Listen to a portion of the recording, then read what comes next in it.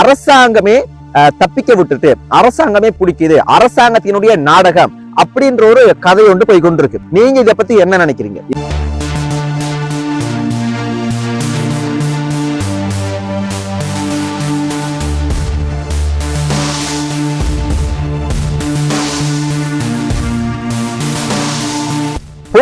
போலீஸே வந்து பாத்தீங்கன்னா பதட்டமாய் கொண்டு திரிகிறாங்க.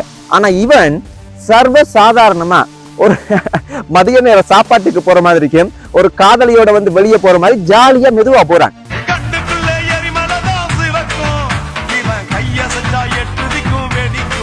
வடிவேல் வந்து நானும் ரவுடி தான் என்று சொல்ற மாதிரி சுட்டுட்டாங்க அப்படின்னு பயங்கரமா சத்தம் போட்டு மக்களை வந்து டைவர்ட் பண்ணிருக்காங்க.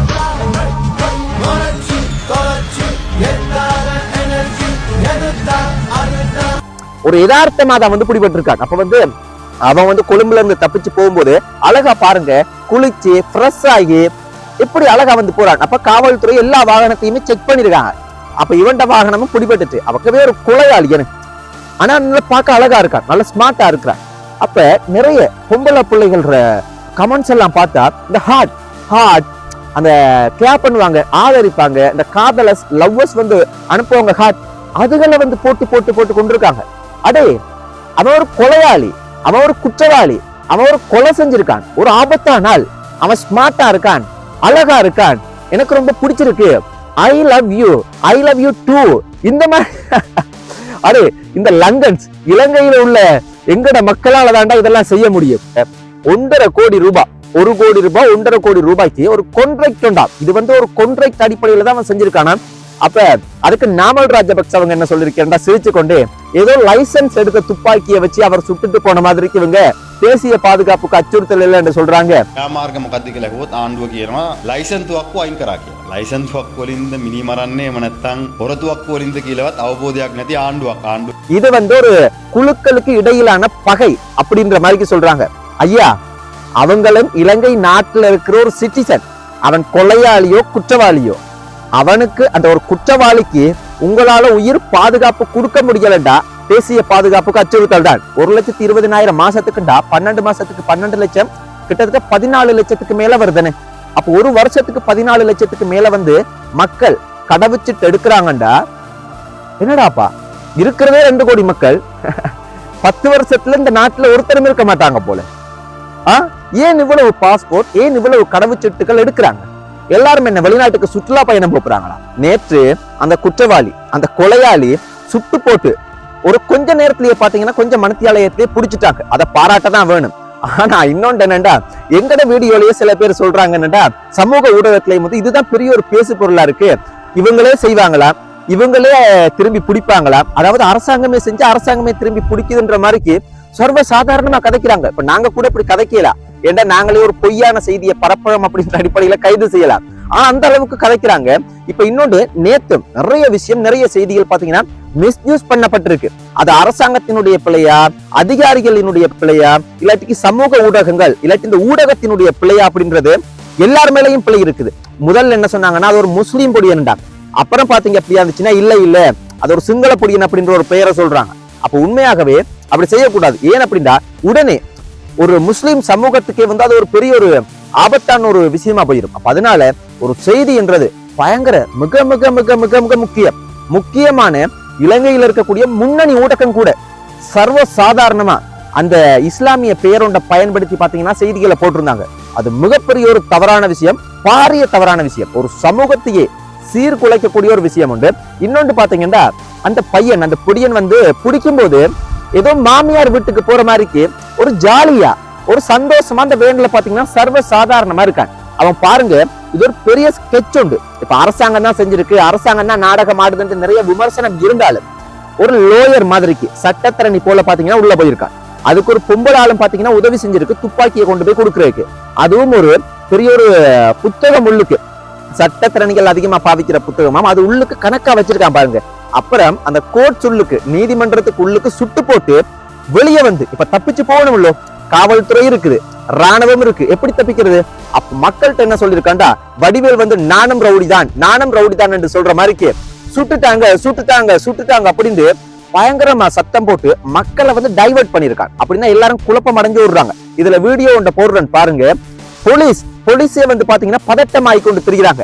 ஆனா இவன் சர்வ சாதாரணமா ஒரு மதிய நேர சாப்பாட்டுக்கு போற மாதிரி ஒரு காதலியோட வந்து வெளியே போற மாதிரி ஜாலியா மெதுவா போறான். அப்புறம் பாத்தீங்கன்னா அவன் தப்பிச்சு போயிட்டான். உள்ளுக்கு பாருங்க 6 தடவை சுட்டு இருக்கான். 6 தடவை அந்த குற்றவாளியை வந்து இந்த கொலையாளி சுட்டு தள்ளி இருக்கான். எப்படி தைரியம் இருக்குன்னு யோசிச்சு பாருங்க. அதுக்கு ஒரு முக்கியமான ஒரு விஷயத்தை இன்னைக்கு சொல்லியிருக்காங்க. 1.5 கோடி ரூபாய், 1 கோடி ரூபாய், 1.5 கோடி ரூபாய்க்கு ஒரு கான்ட்ராக்ட் உண்டா. இது வந்து ஒரு கான்ட்ராக்ட் அடிப்படையில தான் அவன் செஞ்சிருக்கானா. இது முதல் தடவை இவனுக்கு இல்லையா, இதுக்கு முதல் பல விஷயங்கள் பல சம்பவங்கள் இவன் செஞ்சிருக்கானா. அப்ப இப்படி விஷயம் மட்டும் பாருங்கன்னு, இந்த காசு பணம் எந்த ஒரு விஷயத்த செய்யறதுக்கும் துணியம் எவ்வளவு அழகா ஸ்கெட்ச் போட்டு போயிட்டான். அப்படி போகும்போதும் சாதாரணமா இந்த ராணுவமோ இந்த காவல்துறையோ சாதாரணமா பிடிக்க இல்லை, யாரும் சொல்லி கொடுத்தெல்லாம் பிடிக்க இல்லை, ஒரு யதார்த்தமா தான் வந்து பிடிபட்டிருக்கான். அப்ப வந்து அவன் வந்து கொழும்புல இருந்து தப்பிச்சு போகும்போது அழகா பாருங்க குளிச்சு ஃப்ரெஷ் ஆகி எப்படி அழகா வந்து போறான். அப்ப காவல்துறை எல்லா வாகனத்தையுமே செக் பண்ணிருக்காங்க. அப்ப இவன்ட வாகனமும் பிடிபட்டுச்சு. அப்ப காவல்துறை ஒரு சந்தேகத்துல இப்படி கைய பாருங்க இப்படி பிடிச்சிருக்காங்க. ஆனா அவன் சர்வ சாதாரணமா சும்மா ஏதோ ஜாலியா கதைக்கிற மாதிரி இருக்கு, ஏதோ மாமியார் வீட்டை போற மாதிரி இருக்கு, சும்மா இருக்கான். ஏன்னா அவ்வளவு ஒரு பெர்ஃபெக்டான பிளான், பெர்ஃபெக்டான ஒரு நிதானத்தோட செய்யறான். எந்த ஒரு குழப்பமோ எந்த ஒரு பதட்டம் எல்லாம் இல்லாம சாதாரணமா செய்யறான்டாப்பா. அப்படி இருக்குன்னு. இதை விட இன்னொரு முக்கியமான விஷயம் என்னன்னா, சமூக ஊடகத்துல இவனோட உண்மையாகவே ஒரு கொலையாளி எனக்கு, ஆனா நல்லா பார்க்க அழகா இருக்கான், நல்ல ஸ்மார்ட்டா இருக்கிறான். அப்ப நிறைய பொம்பளை பிள்ளைகள் கமெண்ட்ஸ் எல்லாம் பார்த்தா இந்த ஹார்ட் அந்த கேப் பண்ணுவாங்க, ஆதரிப்பாங்க, இந்த காதலஸ் லவ்வர்ஸ் வந்து அனுப்புவாங்க ஹார்ட், அதுகளை வந்து போட்டு கொண்டிருக்காங்க. அடே அவன் ஒரு கொலையாளி, அவன் ஒரு குற்றவாளி, அவன் ஒரு கொலை செஞ்சிருக்கான், ஒரு ஆபத்தான ஆள், அவன் ஸ்மார்ட்டா இருக்கான், அழகா இருக்கான், எனக்கு ரொம்ப பிடிச்சிருக்கு, ஐ லவ் யூ டூ. இந்த மாதிரி அடே இந்த லங்கன்ஸ் இலங்கையில உள்ள எங்கட மக்களால தாண்டா இதெல்லாம் செய்ய முடியும். இப்படியெல்லாம் செய்யறது உண்மையாவே ரொம்ப ரொம்ப ஓவர். அவன் ஒரு கொலையாளிடாப்பா. இன்னொன்று நாமல் ராஜபக்ச எதிர்கட்சியில இருக்கிறவங்க எல்லாம் ரைட். இப்ப இந்த பட்ஜெட் மிகப்பெரிய ஒரு பேசு பொருளா இருந்துச்சு. இலங்கையில உப்புச்சப்பு இல்லாத ஒரு பட்ஜெட்டை போட்டிருக்காங்க அரசாங்கம். அதெல்லாம் ஒரு துளி கூட யாருமே ஞாபகம் இல்லை, எல்லாம் மறந்து போயிட்டாங்க. இப்ப இததான் பொலிட்டிக்கல் பண்றாங்க. அரசாங்கம் சொல்றாங்க தேசிய பாதுகாப்புக்கு அச்சுறுத்தல் இல்ல, யாரும் பயப்பட தேவையில்ல, இது வந்து ஒரு குழுக்களுக்கு இடையிலான பகை அப்படின்ற மாதிரி சொல்றாங்க. ஐயா, அவங்களும் இலங்கை நாட்டுல இருக்கிற ஒரு சிட்டிசன், அவன் கொலையாளியோ குற்றவாளியோ, அவனுக்கு அந்த ஒரு குற்றவாளிக்கு உங்களால உயிர் பாதுகாப்பு கொடுக்க முடியலடா, தேசிய பாதுகாப்புக்கு அச்சுறுத்தல் தான். அவ்வளவு பால்குடி பிள்ளைகள் மக்கள் இல்ல, விளங்குடா. அப்ப அப்படி சொல்றாங்க. அப்ப அதுக்கு நாமல் ராஜபக்ச அவங்க என்ன சொல்லிருக்கா, சிரிச்சு கொண்டு ஏதோ லைசன்ஸ் எடுத்த துப்பாக்கியை வச்சு அவர் சுட்டுட்டு போன மாதிரி இவங்க தேசிய பாதுகாப்புக்கு அச்சுறுத்தல் இல்லை என்று சொல்றாங்க. சிரிச்சு கொண்டு அந்த மனுஷன் நக்கல் பண்றாரு. அப்புறமா பாத்தீங்கன்னா பாராளுமன்றத்திலேயே இப்ப நாளைக்கு பாராளுமன்ற உறுப்பினர் எங்களை கொண்டா நீங்க பொறுப்பெடுப்பீங்களா, சபாநாயகர்கிட்ட கேட்கிறாங்க. பயங்கரமா சும்மா பொலிட்டிக்கல் இதை வச்சு. இன்னொன்று பாத்தீங்கன்னா மக்கள் சொல்றது, நம்மட வீடியோலையும் சொல்றாங்க, நிறைய பேர் மக்கள் அரசல் புருஷலா கதைக்கிறது என்னடா, இது வந்து அரசாங்கத்தினுடைய செயலா, அரசாங்கமே வந்து இந்த மாதிரியான மோசமான ஆட்களை எல்லாம் இல்லாமக்கும்னு சொன்னாங்க, அதுதான் நடக்குதா அப்படின்னு எல்லாம் சொல்றாங்க. அதுக்கு சந்தர்ப்பம் மிக மிக குறைவு. ஏன் தெரியுமா, இப்ப அரசாங்கம் அவங்க செஞ்சா அவங்களுக்கு தானே அவமானம், அவங்களுக்கு தானே பாதிப்பு. அவங்க சட்ட ரீதியா ஒரு தண்டனையை கொடுக்கறதுக்கோ சட்டத்துக்குள்ள கொண்டு போய் வந்து உள்ள வைக்கிறதுக்கோ முயற்சி செய்யணுமே தவிர இப்படி செய்யறதுக்கான சந்தர்ப்பம் மிக மிக மிக குறைவு. ஏன்னா ஆட்சியில் அவங்க தான் இருக்காங்க. அப்ப இன்னொன்று பாத்தீங்கன்னா இன்னொரு கதையும் போய் கொண்டிருக்கு. இந்த எதிர்கட்சி, அதாவது ஆளும் கட்சியில இல்லாம இந்த அரசாங்கத்தை கவிழ்க்கிறதுக்காக, இது போல பல விஷயங்கள் மக்களை திசை திருப்பறதுக்காக இந்த நாடு வந்து ஒரு பாதுகாப்பு இல்லாத நாடு போல போகுது. மக்களினுடைய உயிருக்கு மிகப்பெரிய ஒரு அச்சுறுத்தல் இருக்கு, தேசிய பாதுகாப்புக்கு மிகப்பெரிய அச்சுறுத்தல் இருக்கு. இந்த மாதிரியான எண்ணங்களை ஏற்படுத்தி இந்த உள்ளூராட்சி தேர்தல்ல மிகப்பெரிய ஒரு பொலிட்டிக்கல் பண்றாங்க. அப்புறம் பாத்தீங்கன்னா இந்த அரசாங்கத்தையே கவிழ்க்கிறதுக்கான செயற்பாடுகள் தான் இது அப்படின்ற மாதிரிக்கு நிறைய மக்கள் சமூக ஊடகத்திலையும் சரி எங்கட வீடியோலையும் கமெண்ட் பண்றாங்க. சோ இந்த மாதிரியான பல விஷயங்கள் பேசு பொருள் போய் கொண்டிருக்குது. இன்னொன்று பாத்தீங்கன்னா என்னன்னா பாஸ்போர்ட், அதாவது கொழும்புல பத்திரமுல்லையில பாத்தீங்கன்னா பாஸ்போர்ட் ஆபீஸ் 24 மணித்தியாலயமும் இன்றையில இருந்து நேற்றில இருந்து நினைக்கிறேன் செயற்பட தொடங்கிருச்சு. அப்போ ஒரு நாளைக்கு பாருங்க குறைந்தபட்சம் 4000 கடவுச்சீட்டுகள் பாஸ்போர்ட் கொடுக்க போறாங்கல்ல கொடுக்குறாங்க.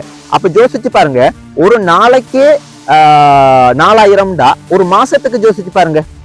நான் நினைக்கிறேன் கிட்டத்தட்ட வந்து 1,20,000 சுத்தம் வரும் அப்படின்னு நினைக்கிறேன். அதே மாதிரிக்கு அப்ப வருஷத்துக்கு ஒரு வருஷத்துக்கு கணக்கு போட்டு பாருங்க, 1,20,000 மாசத்துக்குண்டா 12 மாசத்துக்கு 12 லட்சம், கிட்டத்தட்ட 14 லட்சத்துக்கு மேல வருதுன்னு. அப்போ ஒரு வருஷத்துக்கு 14 லட்சத்துக்கு மேல வந்து மக்கள் கடவுச்சீட்டு எடுக்கிறாங்கண்டா என்னடாப்பா, இருக்கிறதே 2 கோடி மக்கள் 10 வருஷத்துல இந்த நாட்டுல ஒருத்தரும் இருக்க மாட்டாங்க போல. ஏன் இவ்வளவு பாஸ்போர்ட், ஏன் இவ்வளவு கடவுச்சீட்டுகள் எடுக்கிறாங்க? எல்லாரும் என்ன வெளிநாட்டுக்கு சுற்றுலா பயணம் போறாங்களா? அமெரிக்காவுக்கு, சுவிஸுக்கும், கனடாவுக்கு, மலேசியா, சிங்கப்பூர்ல சுற்றுலா பயணம் போறாங்களா? அப்ப யோசிச்சு பாருங்க, இது ஒரு பாதகமான விஷயம். அரசாங்கம் இந்த கடவுச்சீட்டு எடுக்கிறதுக்கு மக்கள் வந்து அசௌகரியங்களை எதிர்கொள்றாங்க, நிறைய பிரச்சனைகளை எதிர்கொள்றாங்க, அவங்களால அவசரத்துக்கு எடுக்க முடியலன்றது யோசிக்கிறாங்களே தவிர, அதுக்கு தீர்வு கொடுக்குறாங்களே தவிர, ஒரு மாதத்துக்கு 1,20,000 மக்கள், இது நான் சொல்றது ஒரு கொழும்புல மட்டுமா, கொழும்பு ஒரு பாஸ்போர்ட் ஆபீஸ்ல மட்டும் 1,20,000 மக்கள் வந்து பாஸ்போர்ட் எடுக்கிறாங்கடா. அங்க மட்டுமா பாஸ்போர்ட் ஆபீஸ் இருக்கு, வவுனியால இருக்கு, இன்னும் வேற இடத்துலயும் இருக்கு மட்டும் நினைக்கிறேன், அது சரியா தெரியல. அப்ப யோசிச்சு பாருங்க, அப்போ இது ஒரு பாதகமான விஷயம். என்ன, மக்கள் அதிகமாக நாட்டை விட்டு வெளியே போறாங்க அப்படின்னா அங்க போய் சுற்றுலா பயணத்துக்காக எல்லாரும் போறது இல்லை, எல்லாருமே ஏதோ ஒரு நோக்கத்தோட இந்த நாட்டை விட்டு வெளியேறாங்க. வேலைக்கு போறேன் அப்படின்ற விசிட்டிங் விசா, கள்ள விசா, அந்த விசா, இந்த விசாண்டு போறாங்கன்னு. இப்ப அமெரிக்கா நாட்டுல எல்லாம் சிட்டிசன்ஷிப் வந்து கொடுத்து யாரையுமே கூப்பிடுறது இல்லை, சும்மா கள்ள விசாக்கள்ல தான் அதிகமா போறாங்க. விசிட்டிங் விசான்னு சொல்லி போட்டு அங்கேயே போய் பாத்தீங்கன்னா வருஷ கணக்குல கிடப்பாங்க. டூரிஸ்ட் விசான்னு சொல்லி போட்டு போய் பாத்தீங்கன்னா அங்கேயே வருஷ கணக்குல கிடப்பாங்க ஒவ்வொரு நாட்டிலையும். அப்ப இது உண்மையாகவே எங்கட இலங்கை நாட்டுக்கு, எங்கட அழகிய தேசத்துக்கு, எங்கட அழகிய தீவுக்கு மிகப்பெரிய ஒரு பாரிய அச்சுறுத்தல் அப்படின்றத கட்டாயம் அரசாங்கமும் புரிஞ்சு கொள்ளணும். அப்ப அதுக்கு மக்களை நாங்க வந்து அழுத்தம் கொடுக்கலாம், மக்களுக்கு போக கூடாதுன்னு. பிரச்சனை என்னண்டா, தொழில் வாய்ப்பு மிகப்பெரிய ஒரு மோசமான நிலைமையில இருக்கு, வருமானம் அப்படின்றது மக்களுக்கு வந்து மோசமான சூழ்நிலையில இருக்குது. அதே மாதிரிக்கு சாப்பிடுறதுக்கு கூட சம்பாதிக்க முடியல மக்களால.